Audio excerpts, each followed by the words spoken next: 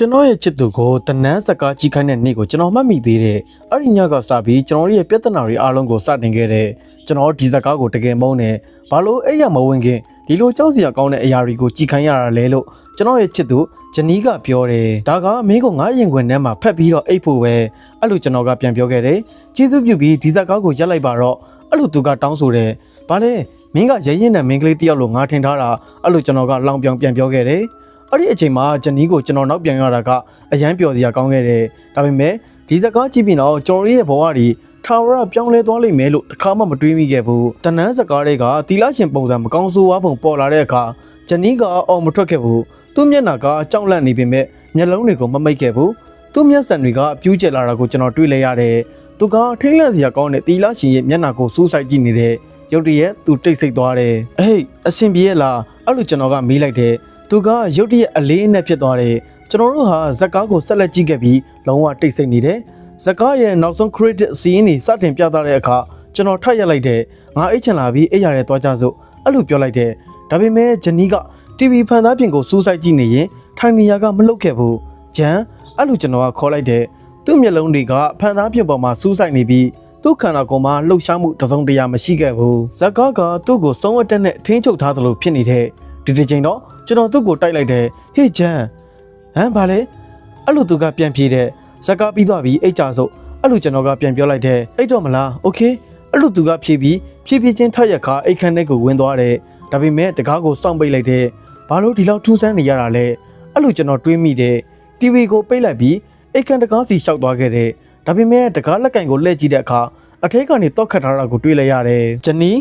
နီးဘာလို့တကားကိုတောက်ခတ်ထားတာလဲအဲ့လိုကျွန်တော်ကအော်မေးပြီးတကားကိုထက်ခါခောက်ခဲ့တယ်ဒါပေမဲ့သူကဘာမှပြန်မဖြေဘူးဂျန်ငါ့ကိုစိတ်ဆိုးနေတာလားကျေးဇူးပြုပြီးတကားဖွင့်ပေးပါငါတောင်းပန်ပါတယ်နောက်ထပ်ကြောက်စရာကောင်းတဲ့စကားတွေမကြည့်ရတော့ဘူးငါရင်အိတ်ချင်နေပြီမလို့ပါအဲ့လိုပြောပေမဲ့ငါ့ကိုတယောက်တည်းထားခဲ့အဲ့လိုဂျနီးရဲ့အတန်ကအေးဆက်စွာပြန်ပြေးလာတယ်သူ့အတန်ထဲမှာအေးဆက်မှုတစ်ခုကိုခံစားမိတယ်ဒီတစ်ချိန်တော့ကျွန်တော်အမားလုံးမိပြီထင်တယ်ဒီစကားကိုသူ့ကိုကြည့်ခိုင်းမိတာမဖြစ်သင့်ဘူးလို့တွေးမိတယ်စိတ်ပြက်လက်ပြက်နဲ့တပြင်းချပြီးစူဖာပေါ်မှာလဲချလိုက်တယ်ဒီထက်ပိုပြီးမလုပ်နိုင်ပါလဲကျွန်တော်လည်းပင်ပန်းနေပြီးကျွန်တော်ရဲ့ချစ်သူကအိတ်ခမ်းထဲကနေကျွန်တော်ကိုထုတ်ပယ်လိုက်တာမနှက်ပြမှာသူ့ကိုပြန်လဲချော့ဖို့ဆုံးဖြတ်လိုက်တယ်မျက်လုံးတွေကိုဖွင့်ထားပြီးတော့မစွမ်းနိုင်တော့ဘူးဂျနီအိတ်ပျော်ပါစေအဲ့လိုပြောပြီးအိတ်လိုက်တယ်ဘယ်ချိန်လဲဆိုတော့မမိတော့ပေမဲ့ကျွန်တော်ကပုံမှန်မဟုတ်တဲ့အသက်ရှူတာနေကြောင့်နိုးလာခဲ့တဲ့အိတ်ခမ်းတကားကတဝက်ဖွင့်ထားတာကိုကျွန်တော်တွေ့လိုက်ရတယ်ဂျနီအဲ့လိုခေါ်လိုက်ပေမဲ့အခန်းထဲကလုံးဝမောင်မဲနေလို့ဘာမှမမြင်ရဘူးဂျနီရဲ့အတန်ကကျွန်တော်ကိုအိတ်ရတဲ့လာဖို့ခေါ်မလားလို့စောင့်နေပေမဲ့အိမ်ထဲမှာထူဆန်းတဲ့တိတ်ဆိတ်မှုတစ်ခုပဲဖုံးလွှမ်းနေတဲ့ဂျီဇက်ဂျနီမင်းဘာဖြစ်နေတာလဲအဲ့လိုကျွန်တော်အော်ခေါ်လိုက်တဲ့ဂျနီကကျွန်တော်ကိုထူဆန်းစွာစိုက်ကြည့်နေတယ်သူ့မျက်နှာပေါ်ကပြုံးရောင်တန်းနေတဲ့အမူအရာကကျွန်တော်နှလုံးခုန်ရက်မတက်ဖြစ်သွားစေတယ်သူနဲ့စကားများဖို့ကျွန်တော်ကြိုးစားပေမဲ့သူကအိတ်ခမ်းထဲကိုပြန်လျှောက်သွားတယ်အိတ်ခမ်းထဲဝင်မဲ့အခါသူရက်လိုက်ပြီးခေါင်းကိုဖြည်းဖြည်းချင်းလက်ကကျွန်တော်ကိုကြည့်တယ်သူ့ရဲ့မျက်လုံးမမိတ်ပဲစူးစိုက်တဲ့အကြည့်ရှုမှုကြောင့်ကျွန်တော်ရဲ့တကူလုံးအမွှေးတွေထောင်ထသွားတယ်ဂျန်ဒါကရဲစရာမဟုတ်တော့ဘူ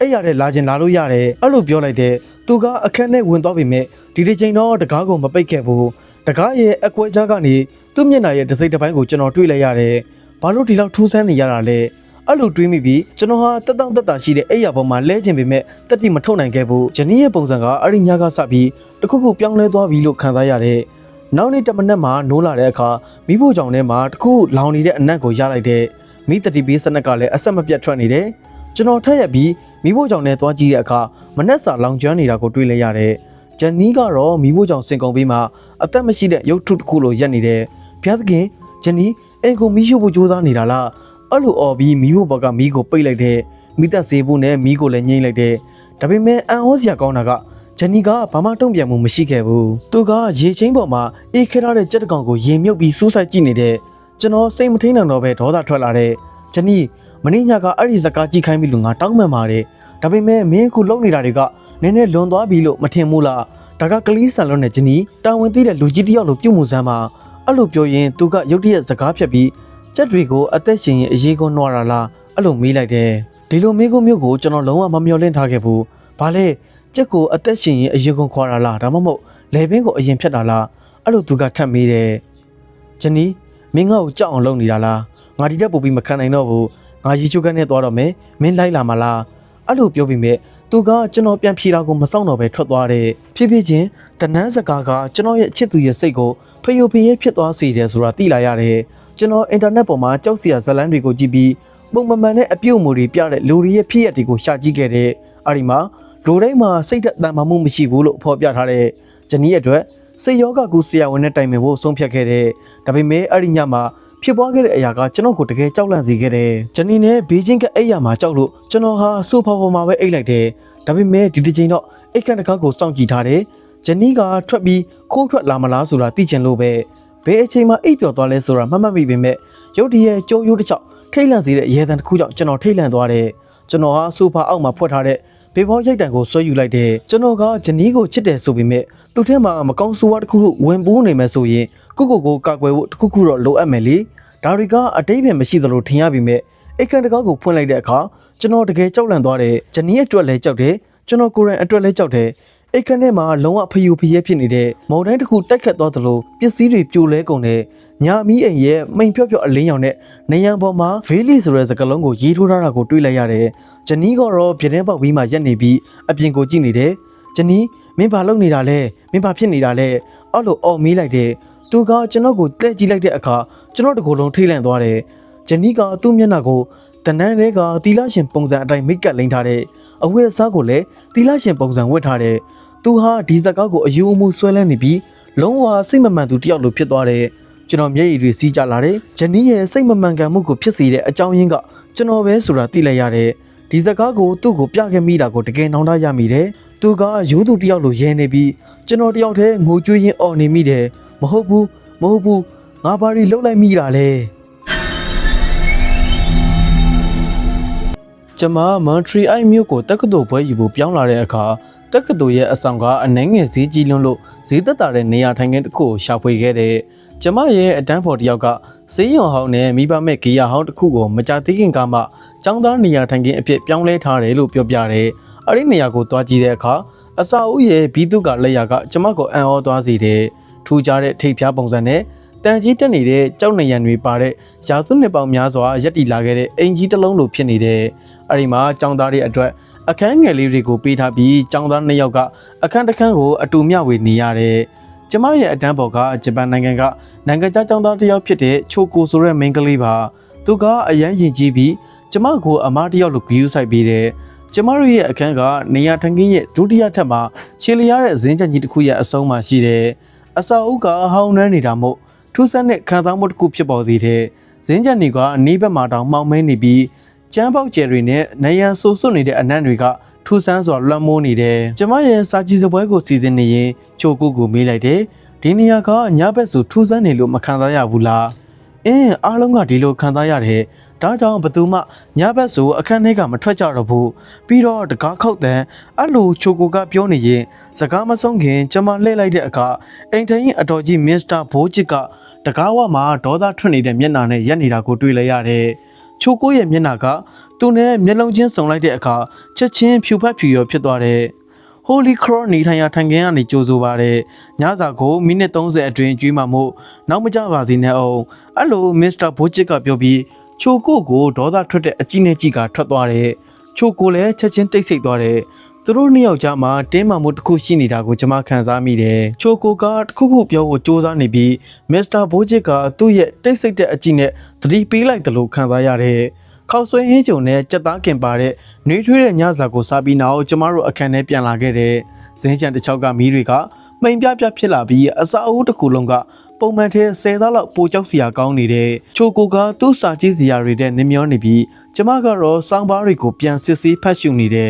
တကောင်ရံလောက်မှာအခန်းအပြင်ဘက်ကခြေတံတွေကိုကြားလိုက်ရတဲ့အခါကျမရဲ့အာယုံစူးစိုက်မှုပြတ်တောက်သွားတယ်ချိုကိုကနှကြက်တက်ထားလို့သူမကြားတော့ဘူးခြေတံတွေကပြေးလွှားနေတဲ့အတန်တွေအဖြစ်ပြောင်းသွားပြီးရုတ်တရက်ရပ်သွားတယ်ကျမတိတ်ဂယုမဆိုင်ပဲပြန်လှုပ်နေလိုက်တဲ့စောင်းပါးတွေကိုပြန်စစ်ဆေးပြီးတဲ့အခါချိုကိုကသူ့အိယာပေါ်မှာအိပ်ပျော်နေတာကိုတွေ့လိုက်ရတယ်ရေတစ်ခွက်လောက်တောက်ပြီးကျမလည်းအိပ်ဖို့ဆုံးဖြတ်လိုက်တယ်မျက်လုံးတွေကို9စက္ကန့်လောက်အကြာမှမိတ်လိုက်ရသေးတယ်ရုတ်တရက်ကလေးတစ်ယောက်ရဲ့နာကျင်စွာငိုယိုနေတဲ့အတန်ကိုကြားလိုက်ရတယ်ကလေးတစ်ယောက်ကတကောင်ရံမှာနာကျင်စွာငိုယိုနေတာကိုကြားရတာအံ့ဩစရာပဲဒါပေမဲ့ချိုကိုမနှိုးခင်တေချာအောင်စစ်ဆေးဖို့ဆုံးဖြတ်လိုက်တယ်တကားကိုဖွင့်ပြီးဇင်းချက်နဲ့ကိုထွက်ကြည့်လိုက်တယ် အမောင်ထဲမှာဘာမှမမြင်ရလို့ဖုန်းရဲ့ဓာတ်မီကိုဖွင့်ပြီးရှည်လျားတဲ့ဇင်းချန်ထဲကိုထိုးကြည့်လိုက်တယ်အဲ့ဒီအခါမိမတယောက်ကိုတွေ့လိုက်ရတယ်တီလာရှင်ဝတ်စုံနဲ့မိမတယောက်ကဇင်းချန်အလယ်မှာဆူတောင်းနေသလိုကိုကိုညှက်ထားတဲ့သူကောင်းကိုငုံထားပြီးတီတိုးရေရွတ်နေတဲ့အတန်ကိုကြားရတယ်အစင်ပြေးလားအဲ့လိုကျမကမေးလိုက်ပြီးမြဲသူကကျမရဲ့အတန်ကိုလုံးဝဂီယူမဆိုင်ပဲဆူတောင်းနေရင်ဆက်နေတဲ့ကျောင်းသားနေရာထိုင်ခင်းထဲမှာတီလာရှင်တယောက်ဘလို့ရောက်လာနိုင်လဲဆိုတာမသိပေမဲ့သူ့ရဲ့ပုံစံကတခုခုထူးဆန်းနေတယ်လို့ခံစားရတယ်သူမျက်နှာကိုပိုပြီးရှင်းရှင်းလင်းလင်းမြင်ဖို့သူ့စီကိုရှောက်သွားနေတယ်ရုတ်တရက်သူကခေါင်းကိုဖြည်းဖြည်းချင်းမော့လာတဲ့သူ့လက်တွေကဆူတောင်းနေတဲ့ပုံစံနဲ့မျက်နှာရဲ့အောက်ပိုင်းကိုဖုံးထားပေမဲ့သူ့မျက်လုံးတွေကတောက်ပတ်ပြီးထိတ်လန့်စရာကောင်းလို့ကျမနှလုံးခုန်တန်ရမတက်ဖြစ်သွားတယ်ဘလောက်ကြာအောင်ကြောက်လန့်ပြီးရက်နေမိလဲဆိုတာမမှတ်မိပေမဲ့ကျမရဲ့ညာဘက်ပခုံးပေါ်မှာတစုံတစ်ယောက်ရဲ့လက်ကချက်ချင်းစုပ်ကန်လိုက်တာကိုခံစားလိုက်ရတယ်ဒီမှာတယောက်တည်းဘာလုပ်နေတာလဲအဲ့လိုအတန်တစ်ခုကမေးတယ်လှည့်ကြည့်လိုက်တဲ့အခါဇင်းချန်ထဲမှာဘယ်သူမှမရှိခဲ့ဘူးချိုကိုကတညာလုံးမင်းဘာလို့ဇင်းချန်နဲ့ထွက်သွားနေတာလဲလို့ထက်ခါမေးနေတဲ့အတန်တွေကြားလို့အဲ့လိုကျမကပြန်ပြေးခဲ့တယ်တကယ်တော့ဘာတွေတွေ့ခဲ့လဲဆိုတာသူ့ကိုမပြောပြခဲ့ဘူးဘာကြောင့်လဲဆိုကျမကိုယ်တိုင်တောင်အဲ့ဓာတွေကတကယ်ဖြစ်ခဲ့တာလားဒါမှမဟုတ်ပင်မဲနေတဲ့စိတ်ကဖန်တီးထားတာလားဆိုတာမသိကြခဲ့လို့ပ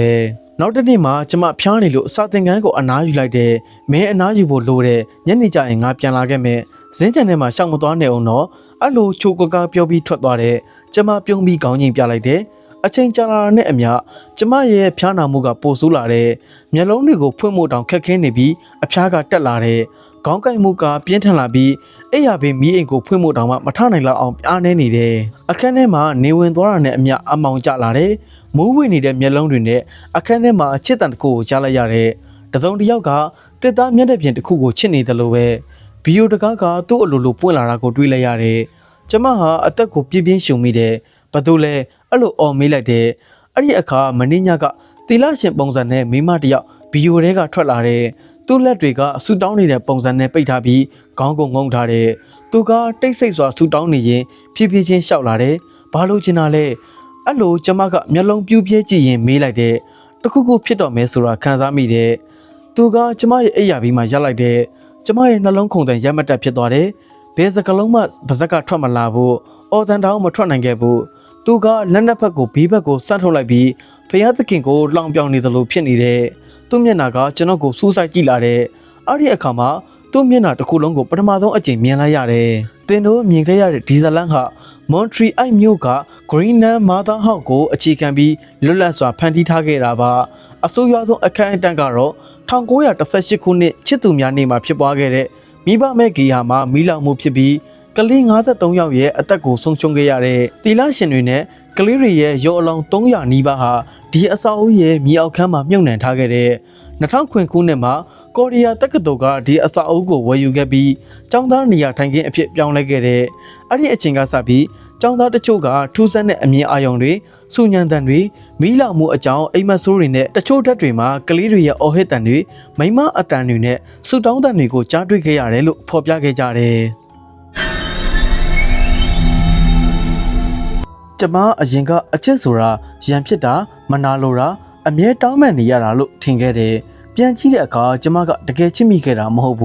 းကျမရဲ့အားနည်းချက်ကိုသဘောကျတဲ့လူတစ်ယောက်ကိုတွေ့ကပ်နေခဲ့တာပဲသူ့နာမည်ကဂျယ်ရယ်ပါသူကကျမရဲ့ပထမဆုံးတကယ်အချစ်ဖြစ်ခဲ့တယ်အစာပိုင်းမှာသူကအရန်ဆွဲဆောင်မှုရှိတယ်အမြဲချိုမြမြအစာရိုးတွေပို့ပြီးတယ်ဒါပေမဲ့အရာတွေကအလင်းအမြန်ပြောင်းလဲသွားတယ်သူကရုတ်တရက်လိုအပ်ချက်များလာပြီးအုတ်ချုပ်လိုစိတ်ပေါက်လာတယ်ညဘက်တွေမှာကျမအင်ကြီးကလမ်းတစ်ဖက်မှာကားထဲထိုင်နေရင်ပေါ်လာတတ်တယ်သူကအကြောင်းကဖီဒီရီယာမှာအားလုံးရှိမှာကျမကိုလှည့်စားတယ်လို့ဆွဆွဲပြီးအော်ဟစ်လိုက်တဲ့အခါကျမသူနဲ့ဖြတ်လိုက်တယ်သူ့ကိုပိတ်ဆို့ပြီးဖုန်းနံပါတ်လည်းပြောင်းလိုက်တယ်သူကဒါကိုလက်မခံနိုင်ခဲ့ဘူးဒါကကျမတို့ကိုအမြူးမပန်းချံထဲမှာဖြစ်ခဲ့တဲ့ညစီဦးတည်သွားစေတယ်အဲ့ဒါကတောက်ကြနေဖြစ်ပြီးနေရာစီအစောပိုင်းမှာကျမရဲ့တငယ်ချင်းအရင်ကတ်တီကတစ်ချိန်လောက်အပြင်ထွက်ပြီးပျော်ရွှင်ဖို့ကျမကိုဆွဲဆောင်ခဲ့တယ်ကျမတို့ညနေ6နာရီလောက်မှာပန်းချံကိုရောက်ခဲ့တယ်ပန်းချံထဲမှာဖန်တီဂီတတန်တွေကလက်ပတ်နေပြီးမီးဟလေးရောင်တွေကတောင်တိုင်းကနေ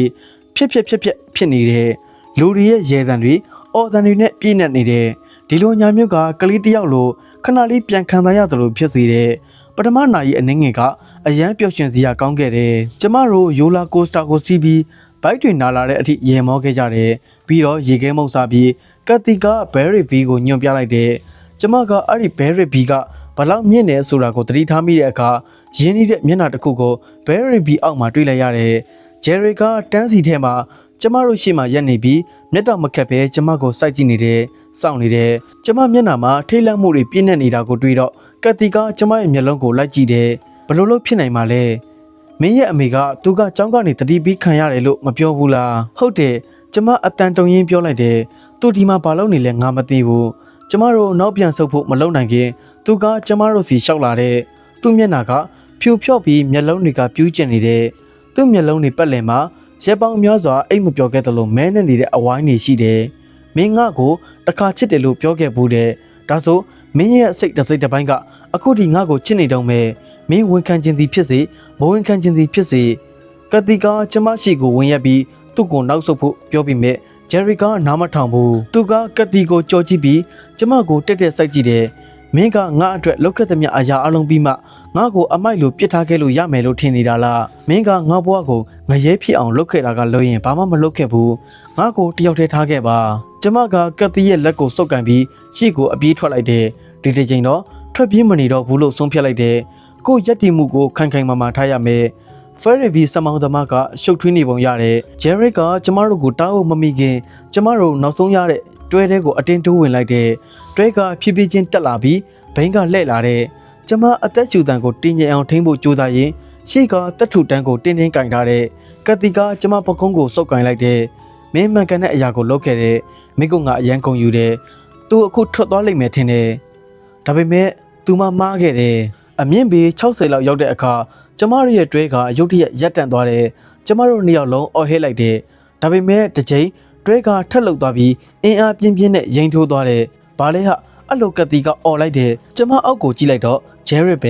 သူကဖယ်ရီဘိန်းရဲ့တတ်ထုပေါင်းကိုယူသွတ်နေတဲ့မြောက်တကောင်လိုတက်နေတဲ့သူ့ပါဇက်ကနေတသွေးတွေစီးကြနေမျက်လုံးတွေကဒေါသအလျံထွက်နေတဲ့သူ့လက်ပလာတွေကတန်ကြီးတက်နေတဲ့တန်းကိုတင်းတင်းကင်ထားလို့သွေးတွေထွက်နေတယ်သူ့အင်ကြီးကစုပ်ပြတ်နေပြီးသပင်တွေကလေထဲမှာဖီယိုဖီရဲဖြစ်နေတယ်ဒါပေမဲ့မဖြစ်နိုင်လောက်အောင်သူကသူ့ကိုယ်ဆွဲတင်နေတယ်သူကကျမတို့တွဲအောင်မှာရောက်နေပြီးငါ့ကိုပြန်ဝင်လိုက်ပါမိကန်ငါ့ကိုပြန်ဝင်လိုက်ပါငါမင်းကိုခွင့်လွတ်မယ်ကျမတို့ကတွဲရဲ့ဘေးတွေကိုထုရိုက်ပြီးအကူကြီးတောင်းအော်နေတယ်အောက်မှာစမောင်သမားကနောက်ဆုံးမှသတိပြုမိသွားတယ်လူတွေကလက်ညှိုးထိုးနေတာကိုတွေ့လိုက်ရတယ်တချို့ကပြေးနေကြတယ်စမောင်သမားတွေကဆက်ကိုပြန်မလက်နိုင်လို့ထိတ်လန့်နေကြတာကိုကျမကြားနေရတယ်ဂျယ်ရစ်ကဆက်တက်နေတဲ့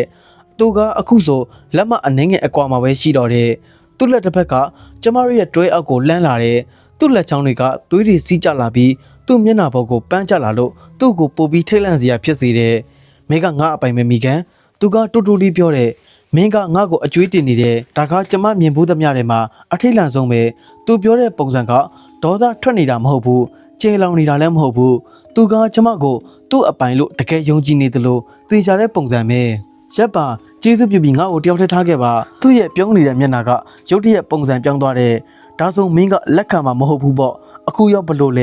သူကရုတ်တရက်လက်တစ်ဖက်ကိုလွတ်လိုက်တယ်သူကဘိန်းပေါ်မှာလက်တစ်ဖက်နဲ့ဆွဲထားရင်တွဲလဲခုန်နေတယ်ကျမအော်ဟစ်လိုက်တယ်သူအချိန်မရင်းပြုတ်ကျလိမ့်မယ်လို့ထင်လိုက်တယ်ဒါကငါမင်းကိုဘလောက်ချစ်လဲဆိုတာပဲငါဘဝကိုမင်းအတွက်စွန့်စားနိုင်တယ်မင်းအတွက်ငါတီးလို့ရတယ်လားအဲ့လိုလုပ်ပြမယ်တယောက်ယောက်ငါတို့ကိုစင်းအောင်လုပ်ပြီးပါတခုခုလုပ်ပြီးပါကျမကအော်ဟစ်ပြီးငိုနေခဲ့တယ်ဒါပေမဲ့ဂျယ်ရစ်ကကျမရဲ့အစင်းရဲတစ်ခွက်ကိုနှစ်သက်နေပုံရတယ်သူကလက်တစ်ဖက်ကနေတစ်ဖက်ကိုပြောင်းလဲရင်ဘိန်းပေါ်မှာအနိုင်နိုင်ဆွဲထားတယ်သူ့အသက်ကချီနှောင်တမြင်နဲ့ဆွဲထားသလိုထိတ်လန့်စရာဖြစ်နေတယ်နောက်ဆုံးမှာလုံခြုံရေးတွေကသူ့စီရောက်လာခဲ့တယ်လုံခြုံရေးတစ်ယောက်ကတစ်ဖက်ကနေတဝက်လောက်တက်လာတယ်နောက်တစ်ယောက်ကရှည်လျားတဲ့ဒုတ်တစ်ချောင်းနဲ့ဂျယ်ရီရဲ့ခြေထောက်တွေကိုရိုက်ချတယ်သူချော်လဲပြီးစက္ကန့်ဝက်လောက်တွဲလဲခုန်နေရင်အောက်ကလုံခြုံရေးပိုက်ထဲကိုပြုတ်ကျသွားတယ်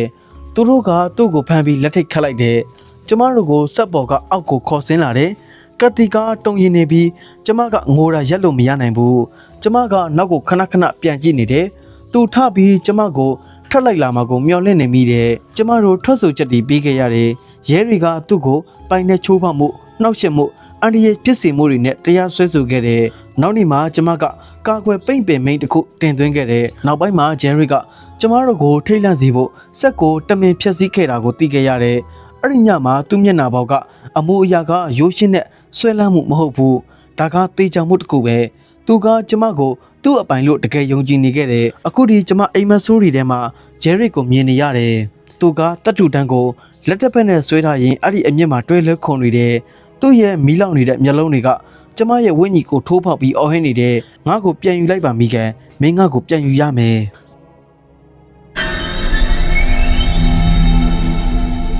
ဖျားသခင်ငါတကယ်ပင်မနေပြီထင်တယ်အဲ့လိုကျွန်တော်တွေးမိတယ်ဟယ်လိုအဆင်ပြေရလားတခုခုဖြစ်သွားတာလားအဲ့လိုမေးလိုက်တယ်ခီးသည်များအာယုံဆိုင်ပါယထာနံပါတ်669လေးသည်ပလက်ဖောင်းနံပါတ်4သို့ရောက်ရှိလာပါပြီကျေးဇူးဖြစ်ပြီးယထာနံပါတ်669လေးသည်ပလက်ဖောင်းနံပါတ်4သို့ရောက်ရှိလာကြောင်းသတိပြုပါအဲ့လိုကြီးညာတန်ကြားရတယ်ဟေ့အတော့ဘဲသွားအောင်မလို့လဲရပ်ပါအောင်အဲ့လိုអော်လိုက်ပြီမဲ့သူကထွက်သွားတယ်မသွားပါနဲ့အဲ့လိုអော်ပြီမဲ့ဘာမှထူးမလာခဲ့ဘူးဒါပေမဲ့မင်းကလာမယ်လို့ပြောထားတာလေငါမလာနိုင်ဘူးငါမနဲ့ဖြတ်မှလက်ထက်တော့မယ်အင်ဂျလာဘာကြီးလဲငါတို့နှစ်ယောက်ကြားမှာဘာဖြစ်သွားတာလဲမင်းငါ့ကိုဒီလိုလုံးနေတယ်လို့မင်းဘလို့ထင်မိတာလဲအဲ့လိုကျွန်တော်អော်ပြောလိုက်တယ်ကြည်စမ်းငါတို့သွားရတော့မယ်အဲ့လိုအန်ဂျလာကပြောပြီးဖုန်းချလိုက်တယ်အန်ဂျလာအဲ့လိုអော်ပြီမဲ့သူကဖုန်းပြတ်သွားပြီ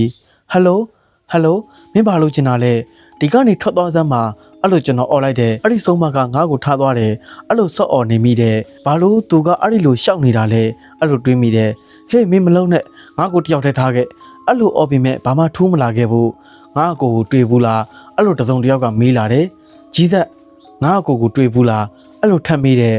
မဟုတ်ဘူးငါဘယ်သူ့ကိုမှမတွေ့ခဲ့ဘူးအခုငါရှေ့ရဖယ်ပြီးပါအဲ့လိုပြန်ဖြေလိုက်တယ်ဖျားသခင်ဘာလို့လဲငါ့ကိုတွေ့ဘူးလားအဲ့လိုထပ်မေးပြီးရုတ်တရက်ရေတံတစ်ခုထွက်လာတယ်သူကကျွန်တော်နောက်မှာရှိနေတယ်သူကကျွန်တော်ကိုလိုက်လာတယ်သူ့မျက်နှာအိုးဖျားသူ့မျက်နှာကထိတ်လန့်စရာပဲဒီမနက်မှာသူရနီဇယ်လန်မှာအမျိုးသားတယောက်တတိလစ်နေတာကိုတွေ့ခဲ့ရတယ်လူတွေကသူ့ကိုလမ်းဘေးမှာလဲကျနေတာကိုမြင်ပြီးတည်သွားပြီလို့ထင်ခဲ့ကြတယ်အဲ့ဒီအမျိုးသားဟာရိုင်ယန်အာချဲလို့အမည်ရတဲ့သူဖြစ်ပြီးထိတ်လန့်မှုကြောင့်တတိလစ်နေတာကိုသိလိုက်ရတယ်ရဲတွေကအခင်းဖြစ်ပေါ်ရနေရာကိုရောက်လာပြီးသူ့ကိုစေးရုံပို့ခဲ့တယ်ရိုင်ယန်ကမင်းညကအနက်ရောင်ဝေးထားတဲ့တီလာရှင်တယောက်ကိုတွေးခဲ့တယ်လို့ထစ်ပြက်ပြောနေရင်ထိတ်လန့်စွာနဲ့ပြုတ်မွန်နေတယ်ရဲတွေကသူ့ကိုဘယ်သူမှအနီးကပ်မသွားဖို့တားမြစ်ထားတယ်သူတို့ကရိုင်ယန်ဟာချစ်သူကထားသွားလို့စိတ်ပိုင်းဆိုင်ရာပြိုလဲသွားတယ်လို့ယူဆနေကြတယ်ဒါပေမဲ့ရိုင်ယန်ကအမှန်တရားကိုပြောနေတာဖြစ်ရင်ကောသူတကယ်ပဲမင်းညကတီလာရှင်ပုံစံတရေသက်စီတစ်ခုကိုမြင်ခဲ့ရင်ရောနောက်ထပ်အသေးစိတ်အချက်လက်တွေအတွက်မနက်ခင်းသတင်းကိုဆက်လက်စောင့်ကြည့်ပါဒီသတင်းကိုတိုက်ရိုက်ထုတ်လွှင့်နေတဲ့သတင်းတော့မီလာပါ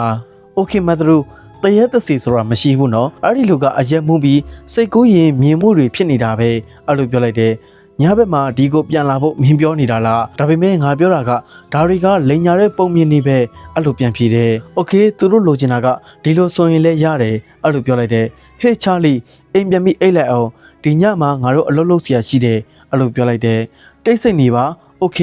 ဒါပေမဲ့ဘာလို့ဘန်ထဲကိုဝင်ရမှာလဲအမောင်ထဲမှာကြောက်စရာကောင်းပြီးခုမပြူဝဲဝင်ရင်အဖမ်းခံရနိုင်တယ်အဲ့လိုချာလီကပြောတယ်ပါဇက်ပိတ်ထားဘယ်သူမှငါတို့ကိုမမြင်ရဘူးဘာကုန်းမှမထိနဲ့ငါတို့ကဘန်းရဲ့ဥယျာဉ်ထဲကိုဝင်ပါအဲ့လိုပြန်ဖြေတယ်ဘာလဲမင်းစီးသွားခြင်းရင်အရင်သွားတဲ့နဲ့အဲ့လိုချာလီကပြောတယ်ချာလီငါစီးမသွားခြင်းဘူးငါနောက်ကိုလိုက်ခဲ့စမ်းပါအဲ့လိုပြောလိုက်တယ်တခုခုကငါနောက်မှာလှုပ်နေတယ်အဲ့လိုချာလီကပြောတယ်အင်းဟုတ်ပြီငါကဒီလူတက်မှုကနေတရေသစီပုံမြင်အဖြစ်ပြောင်းလဲသွားတဲ့အကြောင်းကိုလွှမ်းခြုံပြီးသားမင်းကတခုခုဖန်တီးမလာရင်ပိုကောင်းမယ်ဓမီလမ်းပြီးစံအပြင်မှာတယောက်ငါမြင်နေရတယ်အဲ့လိုပြောလိုက်တယ်ချာလီဂျိမ်းစ်မိုးအဲ့ဒီကြောက်တဲ့သူကထွက်ပြေးသွားပြီအဲ့လိုရေရင်မိတယ်ဒါတကယ်ဖြစ်နေတာလားငါကိုတွေ့ဘူးလားအဲ့လိုထပ်မေးလာတယ်